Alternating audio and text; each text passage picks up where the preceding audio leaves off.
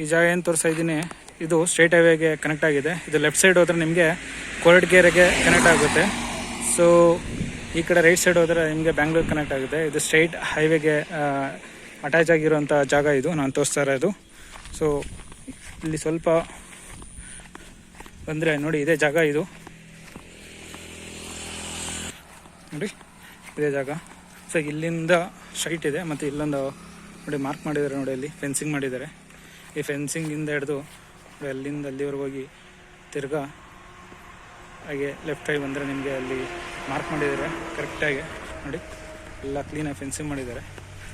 ಅಲ್ಲಿಂದ ಹಾಗೇ ಸ್ಟ್ರೈಟ್ ಹೋಗಿ ಸೊ ಮುಂದೆ ಅಲ್ಲೊಂದು ಮರ ಕಾಣಿಸ್ತಾ ಇದೆ ನೋಡಿ, ಈ ಮರದವರೆಗೂ ಇದೆ ಇದು ಜಾಗ. ಟೋಟಲ್ ಬಂದು ಇದು 2 ಎಕರೆ 12 ಗುಂಟ ಇದೆ. 5 ಗುಂಟ ಬಂದು ಅದು ಖರಾಬ್ ಇದೆ ನೋಡಿ.